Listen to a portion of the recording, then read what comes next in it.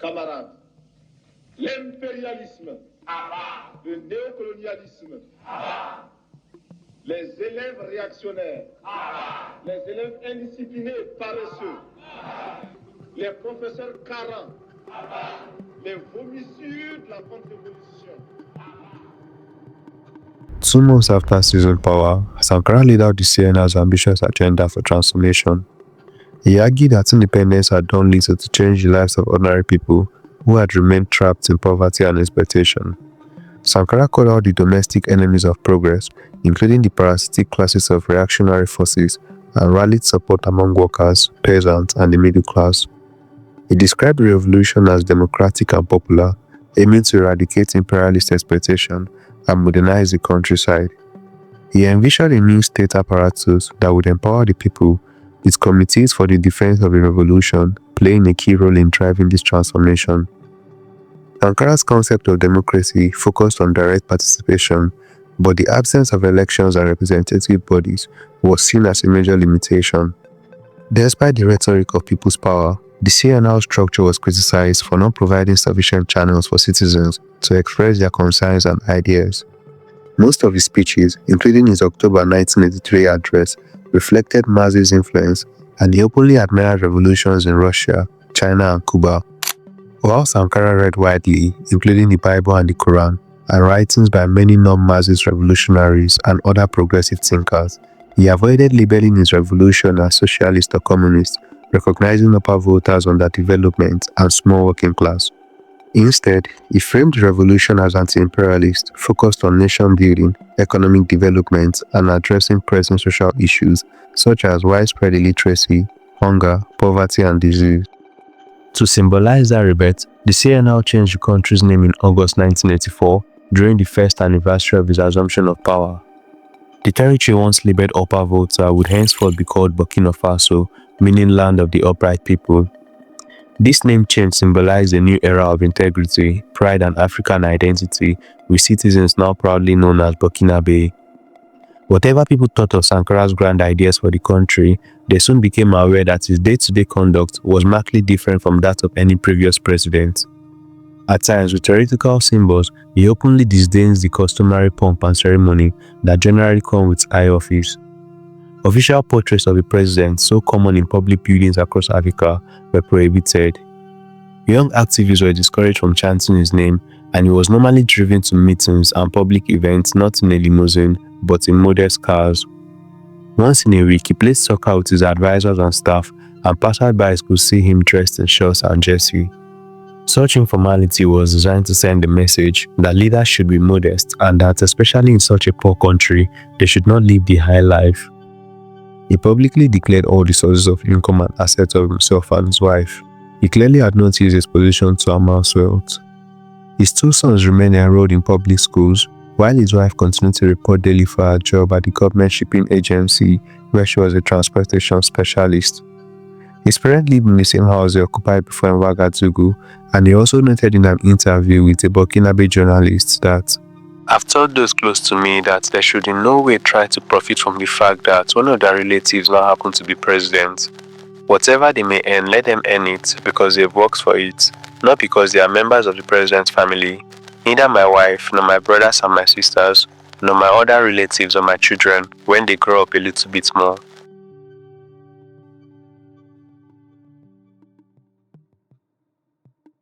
Under Sankara's leadership, new projects were being made in the country, and with the help of ordinary citizens who seemed to willingly embrace Sankara's approach, they quickly mobilized in their local communities to build new schools, health clinics, and other facilities.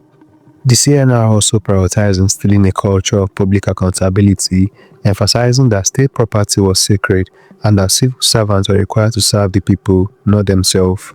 To root out corruption, People's Revolutionary Tribunals were established to punish wrongdoings and promote moral integrity in public life. The first trial in January 1984 was that of General Lamizana, who was charged with diverting money from a special presidential fund. After hearing extensive testimony that Lamizana had used the fund mainly to help a variety of individuals, not for his own personal enrichment, the panel decided by majority vote to release him. A number of government officials also received jail sentences, with Colonel Sai Ezepo drawing an 8-year term for embezzlement, illicit enrichment, and tax fraud. Overall, about 40 tribunal sessions were held under the CNR, most of them taking up multiple cases, with nearly 1,000 individuals trialed. The message was clear: public office holders would be expected to manage public resources and affairs for the benefit of the people, not for personal gain. This marks a shift in perspective, where state office would be viewed as a public trust, prioritizing the interests of the population. As part of austerity measures, government ministers and senior officials had their expense accounts scrapped. A significant portion of the government vehicle fleet was sold, with only small cars retained for official use. Strict rules were also put in place governing personal use of assigned vehicles, prohibiting officials from keeping them outside work hours without permission to prevent misuse. In August 1985, the CNR abruptly dissolved the government, reassigning cabinet ministers to rural farming projects. This bold move, repeated over the next 2 years, aimed to break the notion that high-ranking positions were lifelong appointments. Sankara described it as a revolutionary pedagogy formula, emphasizing that leaders should view themselves as public servants, prepared to take on any role. The CNR aimed to transform the military from a tool of the elite to a servant of the people, emphasizing the need to decolonize the army.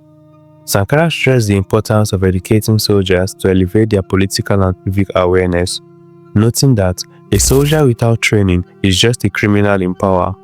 This approach sought to redefine the military's role in the society and promote a sense of social responsibility among its members.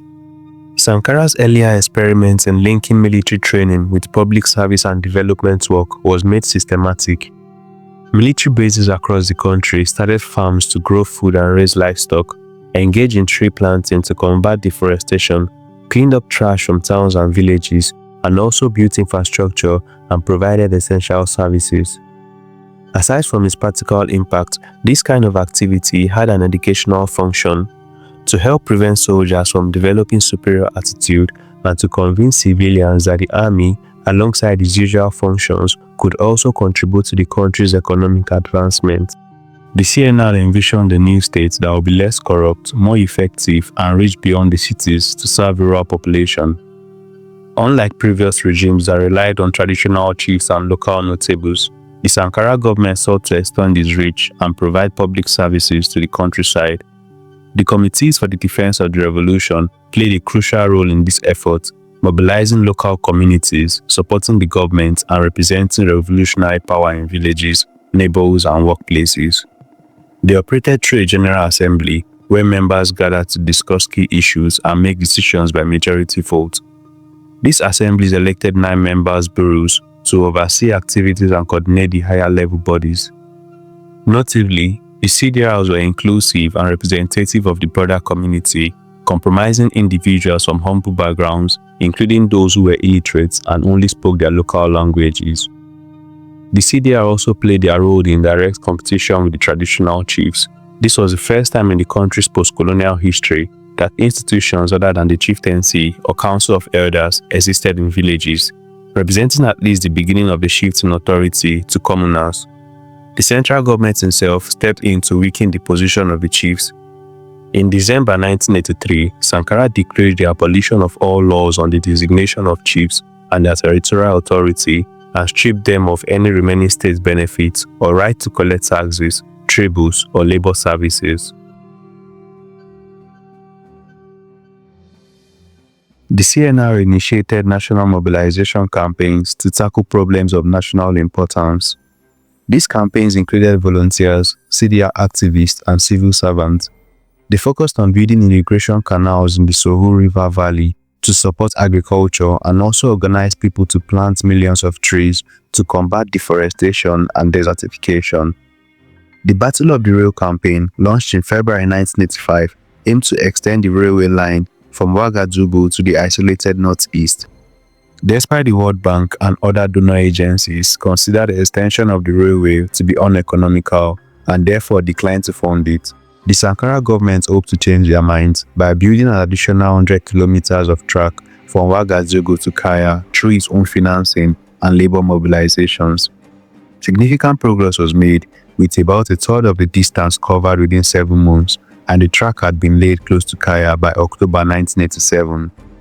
Not all commandos' mobilization were so productive. In 1985, Sankara proclaimed a white city campaign to mobilize townships to paint their houses white as part of a broader effort to improve urban appearances. Many residents strongly resented the effort. However, they objected to the cost of the paint, but mostly they thought the choice of color was ridiculous. With winds blowing around the fine orchard sound of the Sahel, not much stayed white for a very long time, and the campaign was soon abandoned. The Alpha Commando Literacy Campaign, launched in 1986, successfully mobilized volunteers to teach basic literacy and numeracy to around 30,000 rural people. This campaign, which lasted for 2.5 months, involved students, CDR activists, civil servants, and teachers, and enabled about half of the participants to acquire functional literacy skills. By most estimates, the greatest triumph was Vaccination Commando, a child immunization campaign. Previous vaccination campaigns were carried out strictly through the government's regular and very limited health services, which only reached a tiny fraction of children, even in Ouagadougou. Reflecting Sankara's typical impatience with slow bureaucratic procedures, the cabinet decided in September 1984 to launch a commando-style campaign to vaccinate most of Burkinabe's children against the key childhood killers like measles, meningitis, and yellow fever, and to do so over a period of only 2 weeks. Just 2 months later, foreign donor agencies advised against such a fast and extensive campaign and suggested a more cautious and measured approach. The United Nations Children's Funds and a few other donors agreed to support the effort, although with serious misgivings about its feasibility. Prior to Sankara's presidency, Burkinabe women faced significant social and economic barriers, with limited opportunities for mobilization, political organization, or engagement with state institutions. Traditional patriarchal relations relegated women to a subordinate status, with men controlling many aspects of their lives. The Sankara government prioritized women emancipation, emphasizing it as a central goal. The administration implemented various measures to promote women's rights, including literacy classes, healthcare initiatives, support for women's cooperatives, and a new family code aimed at protecting women's rights and combating oppressive practices. The Sankara's government exercised its authority to appoint women to key positions, breaking with tradition in Burkina Faso and beyond. Women were appointed to significant cabinet posts, such as Ministers of Family Affairs, Culture, Health, and Budget. Notably, the number of women in the cabinet increased to 5, representing about 20% of the total, a significant departure from previous governments. They also received military training, a particularly radical notion in such a society. So women were recruited directly into the armed forces, with a few rising to become tank drivers and Air Force pilots. Such appointments sent a strong signal of encouragement to women at all levels. Sankara's vision for Burkina Faso's economic transformation focused on improving the lives of its people. When asked about development, he prioritized practical initiatives, building irrigation dams for food production, constructing schools and health clinics, and establishing small stores in rural areas. His goal was simple: ensure 2 meals a day and access to drinking water for all Burkinabes. The Sankara's government focused on basic improvements didn't mean it lacked ambition. In his 1983 speech, Sankara outlined the grand vision: building an independent, self-sufficient and planned economy, serving a democratic society. This goal was echoed in the 1986 5-year plan. The slogan, self-sufficiency, did not mean cutting Burkina Faso's national economy off from the rest of the world, but it did imply reorientating the economy towards domestic markets and interests, not isolation. The National Council of the Revolution pursued a gradual transformation focused on self-reliance, equity, rural development, and environmental sustainability. It emphasized using the local resources over foreign aid, reducing privileges of the elites to benefit the poor, prioritizing rural areas in funding, and integrating environmental care into development. Because the government had limited funds, the budget ministry under Sankara focused on cutting unnecessary and extravagant spending, starting with the privileges of the top officials. Sankara promoted transparency by holding public budget discussions and encouraged citizens to suggest ways to save more. He also condemned corruption, laziness, and waste among civil servants. To increase revenue, the CNI improved tax collection mainly from property owners and abolished the unfair colonial-era earth tax that burdened poor villagers. While austerity measures across Africa typically hurt the poor and spared the elite, in Sankara's Burkina Faso, the opposite occurred. Government cutbacks targeted privileges of the powerful, allowing the poor to benefit instead. In 1984, Sankara's government passed an agrarian reform law that nationalized all land. While most villagers' farming rights remained unchanged, the reform ended the threat of losing land to creditors or speculators, giving farmers greater security. Sankara stressed that land should be used productively, not bought and sold for profit. He also launched the Tree Struggles campaign, which was to raise environmental awareness and stop the rapid loss of vegetation. The first campaign targeted uncontrolled tree cutting for firewood, introducing strict licensing for wood merchants and limiting cutting to designated areas, with violators facing persecution. The second campaign banned uncontrolled bush burning for farmland clearing, which often led to destructive fires during the dry season. While the third addressed free-ranging livestock, warning herders to prevent animals from damaging crops.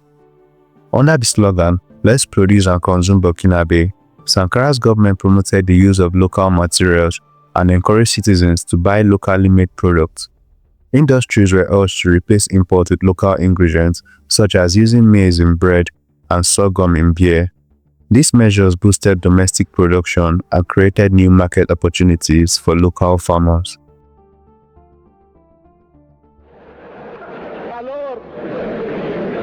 Alors, chers frères, avec le soutien de tous,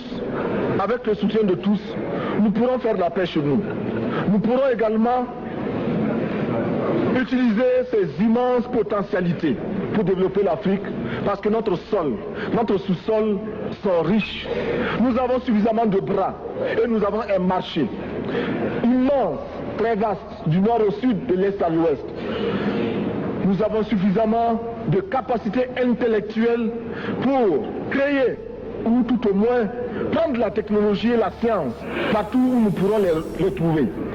Monsieur le Président, faisons en sorte que nous mettions au point ce front uni d'Addis Abeba contre la dette. Faisons en sorte que ce soit à partir d'Addis Abeba que nous décidions de limiter la course aux armements entre pays faibles et pauvres. Les gourdins et les coutelas que nous achetons sont inutiles. Faisons en sorte également que le marché africain soit le marché des Africains. Produire en Afrique, transformer en Afrique et consommer en Afrique. Produisons ce dont nous avons besoin et consommons ce que nous produisons au lieu d'importer.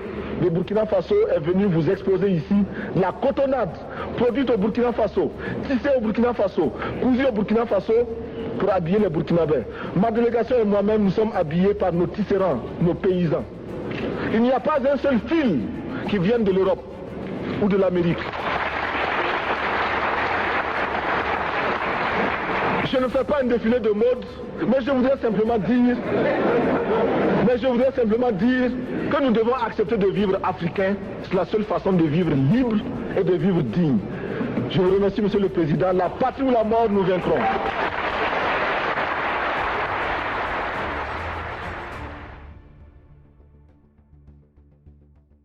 Sankara consistently challenged France's political influence. His 1986 confrontation with President Mitterrand symbolized this stance, but he had already criticized French actions at the United Nations, opposing France's intervention in Chad, calling for Mayotte to be returned to the Comoros, and supporting the Kanak independence movement in New Caledonia. Sankara also said Burkina Faso's relationship with France should be based on equality and mutual benefits, free from French paternalism and Burkinabe inferiority. The Burkina Faso's government sought greater independence from France by expanding its international partnership. It secured new aid agreements with countries like the Netherlands, Japan, and Canada, and strengthened ties with China and the Soviet Union. Sankara also accepted assistance while still openly criticizing actions he opposed. such as the Soviet Union intervention in Afghanistan and the poor quality of some Libyan aid. He strongly supported Pan-African unity and the goals of the African Union, but he knew many African leaders lacked the will to act collectively. At the annual summit meetings of the African Union and during his travels, he frequently pushed his counterparts to turn their wars into real action. He was most passionate about opposing apartheid in South Africa and Namibia. He saw the regime's persistence, despite global pressures, as an insult to all Africans. For him, Africa could not be truly united or progress politically and economically, while the majority in those countries remained oppressed. Early in his rule, Sankara's government honored Nelson Mandela by renaming the major streets after him and symbolically granting him a Burkinabe passport, claiming him as a citizen. Nelson Mandela, who was a South African anti-apartheid activist and politician, was arrested and imprisoned in 1962. The Sankara's government's closest regional ally was Ghana, a relationship that began when Sankara was Prime Minister in 1983. Ghana had recently undergone its own revolution, led by Flight Lieutenant Jerry John Rawlings and a coalition of junior officers and leftist civilians who, like Sankara, promoted revolutionary and anti-imperialist ideals. Shortly after the CNR came to power, Ghana's revolutionary leader, Jerry Rawlings, visited Sankara, showing stronger support. Sankara later revealed that Rawlings had backed the Burkinabe revolution with military, political and diplomatic help. The two countries held joint military exercises, both Union in 1984 and again in 1985, to display their solidarity. Burkina Faso maintained fairly good relations with Benin and generally cordial ties with Niger, but its relations with Togo, Mali and Côte d'Ivoire were tense. These three countries were aligned with France, hosted Burkinabe opponents of Sankara, and feared that Burkina Faso's revolution might spread. They sometimes blame Ouagadougou for their own internal unrest, as Togo did after a failed coup in 1986.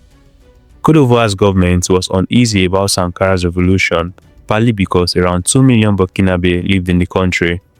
His longtime president, Félix Houphouët-Boigny, was a strong French ally, which further contributed to the tension. Given Côte d'Ivoire's economic and political weight in the region and the presence of large Burkinabe citizens in that country, the Sankara's government was careful in its dealings with President Houphouët-Boigny. A first planned visit by Sankara to Côte d'Ivoire in May 1984 was cancelled when the Ivorian government refused to let Sankara visit Abidjan, apparently out of concern over the welcome he might receive from his own habitat. A visit was finally organized the following February, not in Abidjan, but in the political capital, Yamoussoukro, a much more smaller town. Some 18 hours before Sankara's arrival, a bomb exploded in the hotel suite where he was supposed to stay. But the visit went ahead anyway, and Sankara met with Houphouët-Boigny. Though it was not in Abidjan, but thousands of Ivorians and Burkinabe nevertheless turned out to greet Sankara. Although relations between Burkina Faso and Côte d'Ivoire appeared polite, Houphouët-Boigny quietly sought influence inside Burkina Faso. He made progress in 1985 when Chantal Terrasson, who he had raised in his household, married Burkina Faso's defense minister, Captain Blaise Compaoré. Sankara pushed to renew the fight against corruption, shifting the focus from past officials to those currently in power. He worried about dishonesty not only among civil servants and CDR members, but even within his own leadership. He created the People's Commission for the Prevention of Corruption in February to monitor the incomes and assets of top officials and identify anyone living beyond their means. Suspicious cases would be investigated by police and, if necessary, sent to a revolutionary tribunal. The goal was to protect the revolution from corruption. He set the example by declaring assets of himself and his wife. He later acknowledged that past anti-corruption efforts were still fragile because officials faced constant temptation. He explained that people often try to bribe leaders under the pretense of helping the country.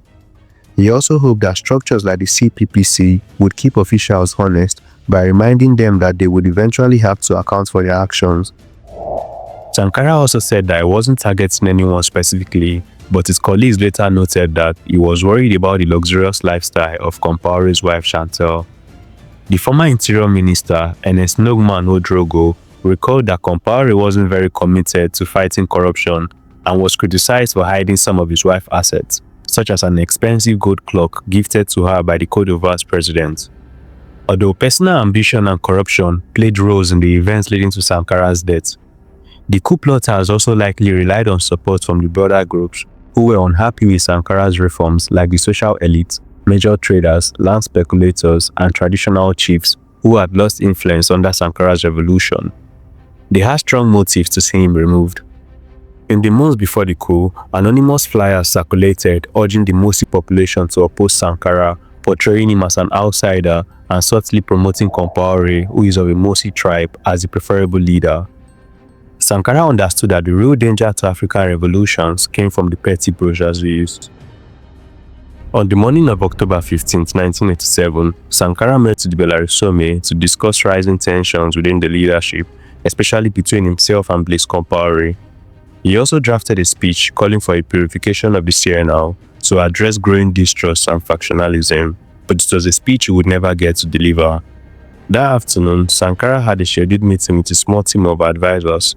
They gathered at about 4:15 p.m. at the old Conseil de l'État headquarters, which for some time had served as an office of the CNL. The meeting was underway for only a brief time when shooting erupted in the small courtyard outside. Sankara's driver and two of his bodyguards were the first to be killed. Upon hearing the gunfire, everyone inside the room quickly took cover. Sankara then got up and told his aides to stay inside for their own safety, saying, "It is me they want." He left the room, hands raised, to face the assailant, but was shot several times and died without saying anything more. If his exit from the room was intended to save his comrades inside, it failed. The gunmen, all dressed in military uniform, entered the meeting room and sprayed with automatic weapon fire. Everyone inside was killed, except for Alona Traoré, who survived his wounds and later gave the only eyewitness account of the attack. Compaoré denied that he had issued orders for Sankara's assassination and claimed to have been at home in bed ill at the time of the killing. Many found it hard to believe that his men would have acted on their own and they were Compaoré's men. The killers included Sergeant Hyacinthe Kafando, Compaoré's aide-de-camp. He and the other known assailants all served directly under Captain Gilbert de Denry, the then commander of the Po Commando base and soon to become head of Compaoré's military security force. Because of their actions, Compaoré was no longer just the number two. By the evening of that day, he was the new president of Burkina Faso. C'est des regrets? D'avoir perdu un ami, bien sûr. Et un regret aussi, qu'à un moment de sa vie, il ait pensé à nous liquider. Dommage. Ouais, c'est dommage. Sankara's revolution had many foreign enemies, leading analysts to suspect outside involvement in the 1987 coup. France was considered the most likely culprit, given his earlier role in removing Sankara as prime minister in 1983. The governments of Togo and Mali, both aligned with France, supported opponents of Sankara's government, but Côte d'Ivoire was seen as the most likely to influence a coup, especially given it for a close relationship with Compaoré. Some also suspected Libya's Gaddafi, whose relations with Sankara had cooled, while his ties with Compaoré grew stronger after the coup. The Compaoré's government ruled Burkina Faso for 27 years, until he was ousted by a popular uprising in 2014, which forced him to resign and flee to Ivory Coast. Thank you for watching. Kindly subscribe to this channel for more documentary videos. This is actually the full version of my two-part series. You can watch the individual parts here.